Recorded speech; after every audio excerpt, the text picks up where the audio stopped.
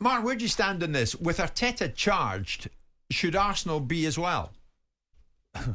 Well, they don't tend to do that, Jim, do they? And it's often the case if a manager speaks out in the heat of the battle that he gets charged.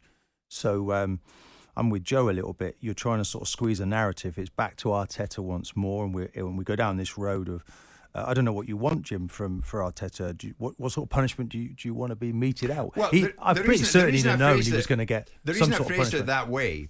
Will Arteta be charged, and should Arsenal be too? It's reported the FA will meet with representatives of the leagues and the Managers Association to warn that action will be taken against clubs if they support managers who criticise referees. Well, then they will be charged, won't they?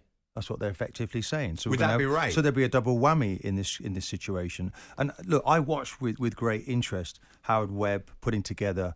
I suppose it was a defence by VAR of why they came to the decisions they came to substantiate those. And okay, these were the reasons we made those decisions. What I would like to do here is look at the bigger picture and look at the essence of VAR, of Big Brother, and say, look, the technology simply isn't good enough. One of the wordings that came from that VAR assistant was saying that the ball looks as if it's out from those pictures. So we're looking at pictures that tell us with our own eyes the ball's out, but then we then say, okay, but we can't really be sure. But we need a system that can be sure. We need the technology, Jim. And what I would ask... But that's a different discussion. No, it's not. It's not, because it's the bigger picture, because we never get better. No. But you've also got to look at the processes. When automation has been introduced, the clubs have voted it down. And by the clubs, I mean the managers that have introduced that sort of thinking into the clubs. Right, well, I'm going to answer that. I'm going to answer they shouldn't be. So let me build my argument. The PGMLO should be making that call. They should be the ones. Why did we go to the World Cup last year with a semi-automated system? We now start a Premier League without it. Why did the Premier League clubs get that choice? It should be Howard Webb's decision to make. It shouldn't be taken out of his hands. It should be his decision. Now, it's not the first time we've got previous on this. Why does the Premier League always feel it's different to the rest of Europe? The rest of Europe is using this semi-automated system. Maybe ask the clubs in it. No. The clubs that make it, the Premier League is made up by the 20-member clubs. It's their initiative. If the 14 clubs in the league want to change things in conjunction with Richard Masters and central management in the Premier League, they'll change it. So you can ask that question, then go ask your friends at Arsenal. I'm saying take it out. I believe it should be taken out of their hands. We've had previous of this. Remember when the situation came in, they told the linesmen across Europe, they said, look, okay, don't put your flag up. But we said, no. We said, no, listen, Simon, let me create my argument. Okay. People come on this show and you don't let them formulate arguments. And then people go away not really sure what we're trying to say. I want to be very clear what I'm saying. Be clear then. I'm saying is that what we've got a situation is, right, where they don't listen. What is it about our Premier League? They're putting the flags up. So they said, oh, no, we put the flags up. We've spoken to the players. We've spoken to the management. They're happy if the flags go up. It won't interfere with, even if we get it wrong, that's fine. That was absolute garbage, rubbish. We had to backtrack. The next year we followed the rest of Europe. Let's be a leader. Why the Premier League following everybody else? Yeah, be up there, join in with this semi-automated system. Then we wouldn't have the situation now, would we? Because it's certainly, absolutely, and you may well be right. The coherency of your argument isn't necessarily the debate here. We're talking about people's behaviour, because whatever situation, you're never going to get 100% accuracy. Doesn't matter what you think. We should strive for it. But Martin, that's fine. But we've strived. We've the technology exists for us to be better than we are, and we ignore it. Well, it Why? doesn't, Martin. Quite yes, frankly. it does. Semi-automated system. No, it doesn't. We all have a picture in our mind semi-automated of the circumference of a football against you in the Japan game. We all think of that. Even the Can guy I in build VAR my thought argument? that. People listening to you. Go on then, mate. Let's hear it. The point is this: is that the technology doesn't quite exist in certain spaces. It's not far away from it, and clearly, I do think the only answer is to go fully automated, to put sensors in the balls, sensors in the shirts, take away the argument. There'll still be a margin of error and there'll still be complaints. But what we're talking about now is how you transition from a first-generation technology, building to the point and the interim position where you're trying to establish a culture where people can respect that errors get made. Now, the original discussion that Jim advanced, whether you like it or you don't, was that there were two facets of this conversation. The way that the manager behaved, and it should be baked into people's thinking that managers are going to be very emotional. Mm-hmm. That should be priced in, and it often is. But Arteta went beyond the emotion level. He doesn't trust the system currently, does he? Well, that's fine, but he did the previous week, and he did the following week. Really? Mistakes, and he did want to talk Tommy about... Atsu being sent off for time wasting. Haven't seen that across the board. Haven't seen that with another team. If they'd won it St James's Park, he would have trusted it. When they win Let's the game, hear his argument. When they win the game, he was quite happy to be asked about VAR. and quite facetious in the fact he thought it was brilliant that week. The characterisation of VAR has always been wrong, Martin. It's not 100%. Nothing's 100% in life.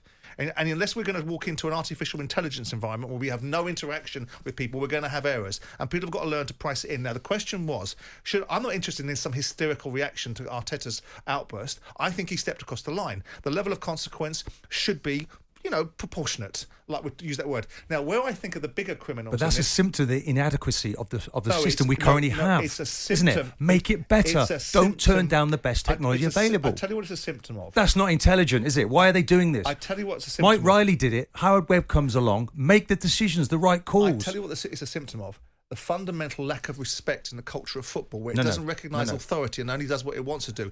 There is always going to be errors, like there's errors for managers, players and referees. Now, I'm not an apologist for referees, but the bigger problem for me in this conversation is not the outburst from Arteta and whether he deserves a metaphorical smack. It's the absolute inappropriate follow-in behind from Arsenal. It's one thing supporting your manager. Yeah. And that's right to do. But I'm trying to look at the bigger picture. I'm trying to improve Martin, VAR. In order to get a so let's look at another. So that was 10 minutes, Simon. So right, let's look at the other argument. Okay, let's look at the subjective decision that was made. Right, yes. Was it a foul or wasn't it? Okay, so we look at that, and he's got two hands on the back of the player. Now, in this instance, a former participant in football should be. Now, I thought Jamie Carragher was brilliant on this. He saw the other night a similar instance where there was Cucurella was fouled.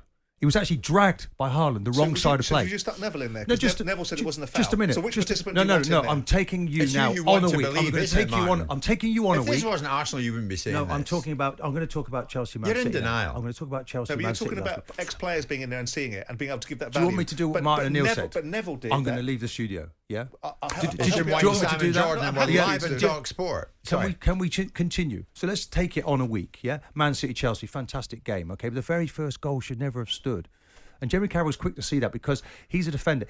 Haaland makes a tug on Cucurella, who then reacts as you would in the street where someone pulled you, you pull them back, yeah? Then he makes a foul. But the person in the VAR room was so naive. That's where we need help. That's where they can be collective, fine, Martin. And we can improve our product. We're all agreeing with that, okay? Right? We're all so the agreeing subjective decisions we need to learn from. You've got the culture of football, and you've got it was two hands on his back. Fine, Martin, that's subjective. You've got Gary Neville. So if Gary Neville happened to be the person that was the football expertise in that VAR room, he'd have said that the push on Gabriel wasn't a push. So what do you do with that then? No, but see, what do you do with that? No, last week we had automate subjectivity. We had Foy, we had all the Clattenburg, we had Dermot Gallagher, all the top referees last week saying they thought it was a foul. So where did that come from? How come they thought it was a foul? I don't know. They're not refereeing at the time. So what I would say yesterday, when you talk about the VAR and Howard Webb looking at it, that was not a true reflection of what the public feel. That you were saying 100% that those decisions were correct. No, that wasn't the feeling. I didn't say that. A lot of people felt that was a foul. Nobody said that. A lot of top people in the game thought that was a foul. And a lot of people didn't. Correct, but it wasn't. So what's your point then? But no, my point is we need to use much better technology and we need to learn from the subjective elements and we need to have a former player in there to help with that because they can't see it. Which former player would you advocate? And who's going to do that?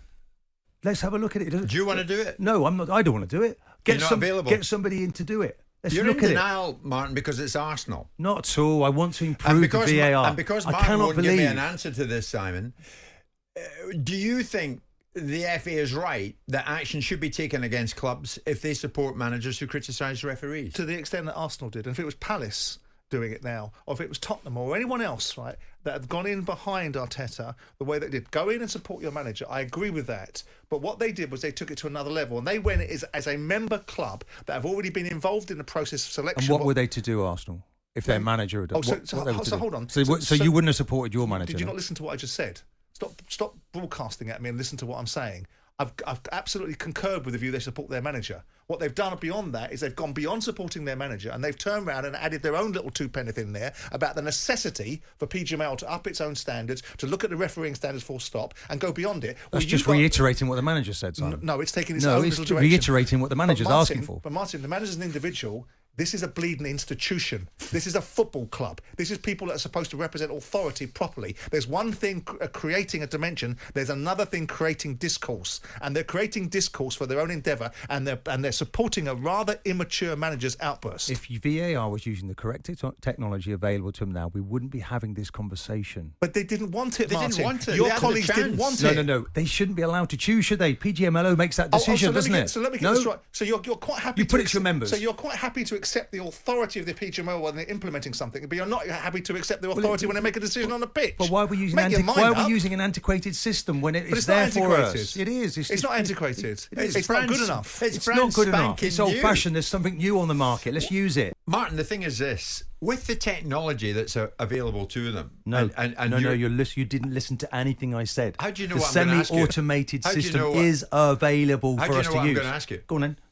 Mystic Meg, with the technology that was available to them on the day, that to me sounded clear and concise, and they jointly agreed You're missing the that bigger was the right picture, aren't you? answer. So where are you coming from that was wrong? Because when you listen to the language in it's so wrong. It's when he says it looks as if it's out, but we can't trust the pictures. We have to have a system that they can use. It's not their fault, by the way. The VAR technology is substandard, and we're allowing to use.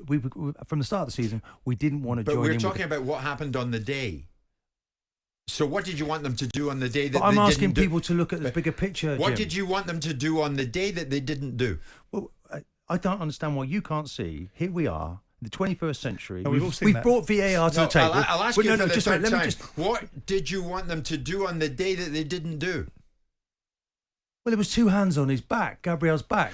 In fact, okay, But that's okay, subjective. okay, That's but let's go to that. That's subjective. Let's go all the way to that. Now, why do you think he There's didn't? someone who's in the game and a well-respected figure. It was not a foul, Jim. It's subjective.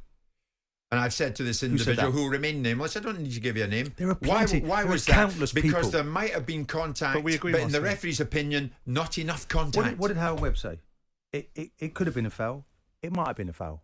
Yeah, could have been. Okay, but Not But it's he down- agreed with the process. It's down to interpretation. So what I'm saying is, if you had somebody who played the game in that room, he might have had a different angle on this. But like And that's who? why I refer to But the like Cucurella. who? That's why But I like refer Gary to the Neville. Cucurella incident at the weekend as well, when there was a tug on him from Haaland. Very clever, by the way.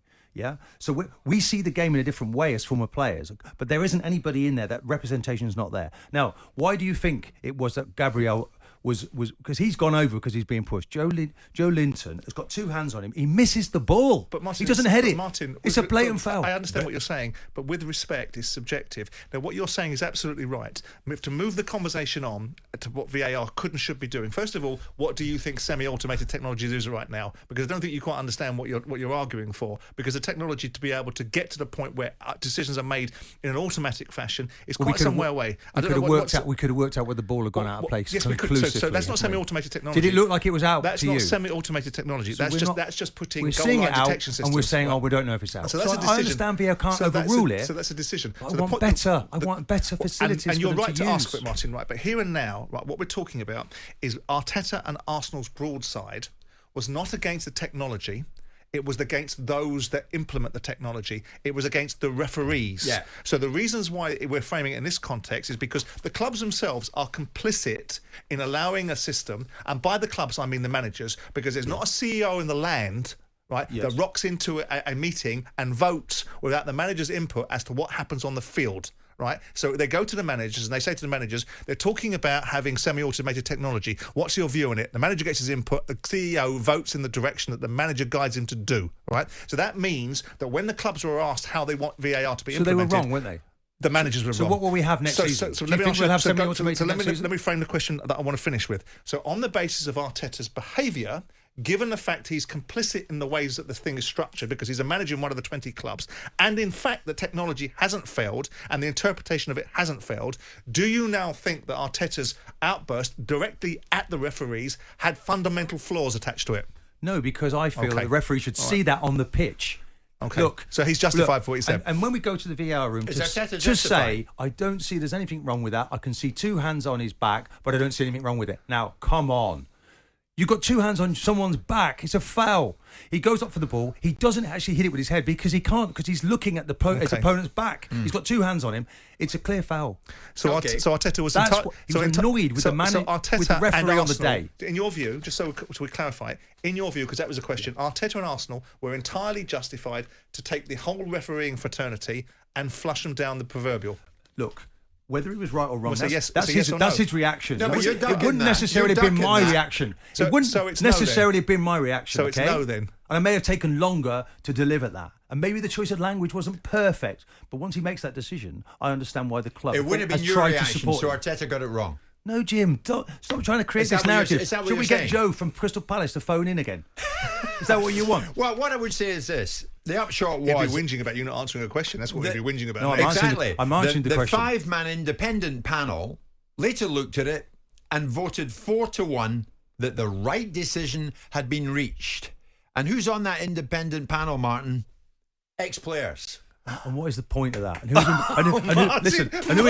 But Jim, who are they all employed by? The truth will set Independent. you free. It's actually run by the Martin, Premier League. Players. Come on, they're players. It's what you wanted. You're not making sense, Jim. Martin, it's you can't argue away out that one. Martin Keown is saying at the moment the VAR process is quite simply not good enough. And of course is questioning the decision making on the day. One of many messages coming in. Martin's just proving once and for all why former players should not be involved in the process. But as I said, okay then, right? Okay, they are involved in the process. Let's just give just for a body of names. Okay, so Chris Foy, Mark Clattenburg, Dermot Gallagher, all said no foul. Stop there, Simon. Right, just before let me finish. Howard Webb could have been a foul, might be a foul. Why wasn't it a foul? These are four top of the most respected referees that I have seen in my time. Yeah. And it wasn't given as a foul. But they weren't working there on the day, were they? Yes, but we've got to make VAR better and their interpretation of what they're seeing, what they're looking at. But the official... why, for God's sake, do we just not accept it? The officials working there on the day said the goal was good. That's not justice, is it? Let's get to the right decision. The five-man independent panel, which looked at it in the cold light of day, involving former players, voted 4-1. The decision was right. You wanted players to adjudicate. This, and when you were confronted what good is a panel? I never asked for a panel. Hold on, I never asked for a panel. I asked for players to be in the VAR room. I didn't ask for a panel. And that's fine. That's fine. But what power does that panel have? Let me Public opinion panel. And who's it employed by? Let me finish the point. The Premier League. Here we go with conspiracy theory, right? So what we're saying is that you've got an independent panel brought in 4 players, and what you're saying. Well, who says it's not? Who's it employed by? So everybody that's employed by somebody's biased. Who's it employed by? I have no idea. Well, it's believed it's by the Premier League. Who should they be employed by? So if a player came in, Martin, and worked in the VAR room, who would be paying his salary then? Well, a PGMLO. So would he be independent then? No, he wouldn't because. Well, what are you bloody saying then? Make your mind up. But what's the point? Tell me what the point of the panel is. No, I'll tell you what. Just to support? Should I tell you what the point of the panel is? Should I tell you what my view of the point of the panel is? You said get players in there; they'll give a different view. No, you've got players in there. No, Martin. No, you didn't ask for a panel, but you're missing the point. I have to argue with you to pull you up. I didn't ask for a panel. No, you didn't. No, I heard you. Okay, continue. So my point is that you said if you get players in there, you're going to get different outcomes. Yeah, but it doesn't reflect 4-1. So we got players in there, and we didn't get a different outcome. What would you say? 50-50 right now. Your next bait and switch is it's a conspiracy theory because they've been paid off. Right, Martin, it's silly. No, I'm not. The problem is that the decision is subjective. I find it very ironic that it's 4-1 when most of the people it's 50-50 split with most of the phone calls we're getting. If not, it's 60-40 for people saying it's a foul. Let's hear from them then. Many people lining up to try and come on and have their say. George is a West Ham fan. George, where are we at with this? Yeah, this is great. I think Simon should give Martin a little bit more respect. As Martin would give him respect if he was talking about a business plan. He bloody wouldn't. Martin Keown's played at the very highest level with this game. And there were 3 things wrong with the goal.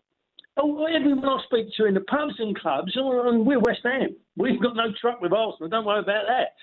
And there were 3 things wrong with the goal. And what do you expect, Simon, for a manager to say, come out, no comment, No comment? No, you didn't. You haven't listened to what I've said, George. First and foremost, let's talk about respect. Respect is something you earn, not something you're given, right? And if you're having a conversation about something which is subjective, I think Martin's earned it. well, should I tell you why? Should I tell you why the context of the conversation doesn't merit my respect? Because the argument that's being advanced, I don't think is something that I value with a great deal of respect. Martin is a player. If I asked Martin's view on a centre half and I told him that I knew more than he did, that would be disrespectful. That's not the issue. We're talking about the deployment of technology and the subjectivity, and that's an open debate whether you've played or not. That's an irrelevance. Absolutely. But as far, and going to your second point, George, do I expect managers to have a free-for-all to say precisely what they want, when they want, how they want? No, I don't. Yeah. And neither should you, by the way. You try to overtalk people, and you're very good at it. You're very eloquent at it. But do my best. In all the football circles, in all the pubs and clubs, there was 3 things wrong with the goal. No one's even mentioned the offside when the ball comes back. Now, when you do that under VAR and you can see it in the cold light of day and you get it wrong, something is wrong. Now, let me tell you about Howard Webb. He's in charge now. He officiated at the worst World Cup we have ever seen. 11 yellow cards, 1 red. If he'd have sent someone off in the first 2 minutes as he should have done, it wouldn't have been a farce. So, let's get it right. So even though on the field, George, at St James's Park, we know the decision they came to, we know what the independent panel's decision was, in spite of Martin saying it's flawed, 4-1 it was a goal. Are we going to have this debate right up until the end of the season, or can we just get on with it? Why can't the managers get together and say, look, it's pointless us coming out talking now? Because we have free speech in this country. Right, and to jump down someone's throat who is emotional, right? He's willing his team on, as any manager do, as David Moyes wills my team on. Yeah. To thrust the microphone in front of him and say, "What do you think of that?" And then try. But he went too far, George. We do have free speech, but we don't have freedom of consequence from what we say. So when you say something, you have the responsibility of being accountable for it. So when Arteta talks about his disappointment with a decision, everyone can price that in. It's fair. Managers will be emotional. It's fair. When you take it beyond that and you say the standards in this country are a disgrace, by comparison to every other league in Europe, we're miles behind, and you can't support that argument, and we're seeing referees all around Europe, including the Georgia-Scotland game last night, falling below standards, you're going to put yourself in a way of people saying, that's a bit strong, mate. You've gone a little bit too far. Yeah. I appreciate what you said there, Simon. I'll ask you honestly, Simon, do you think there was something, do you honestly, as a football man, think there was something wrong with that goal? At least 3 things. Honestly. Yeah, I think there's a distinct possibility the ball was out. You can give me the thing is, well, George, it was found to be a goal. No, I think, George, I've answered your question, mate. In my humble view, I think there's a distinct possibility the ball was out. I think that's the least of the things because we can't get a proper view of that. But you asked me what I thought. But George, the most important people were there on the day and they didn't. And the goal stood. The foul and the offside, where you stop and you look and you go, boom, and it's allowed to go through. What do you think about Gary Neville saying, as a defender that's played in that position, who I should respect because he's done it, he says, not a foul. Martin Keown says, foul. I argue with Martin Keown, I'm disrespectful. If I argued with Gary Neville, would I have been disrespectful as well? No. So what do you say then? He said, in his opinion, Gabriel was already going down, and there wasn't enough in it for it to be a foul. Yeah, and I was actually doing. I've just interlude that. I was actually on Match Today doing that, so I had a really close look at the pictures. The reason, Gary, that he was bending over, and if you look, Joe Linton's actually off the ground. He's off the ground. His body weight is on his Gabriel's back. That's why he's falling over. We're going round in circles, Subjective, aren't we? Martin. George, listen, thanks for that. Thank Phil, you, you've been George. waiting very patiently. We're at 11:45, but I'm going to let you on air because you have been waiting patiently. Phil, Derby County fan, be brief, mate, but what do you want to say? Yeah, hi guys. Yeah, just quickly. Yeah. So what we've got is we've kind of got a disease in football here with this refereeing VAR business. So if I have a look at a player like Havertz, and I'm not picking him out, who might make a mistake, miss an open goal from 5 yards, which I've seen lots of players do, not just him. We would never hear Martin going on. That was the thing that cost our Arsenal our result. And it obviously would, and many people would say it.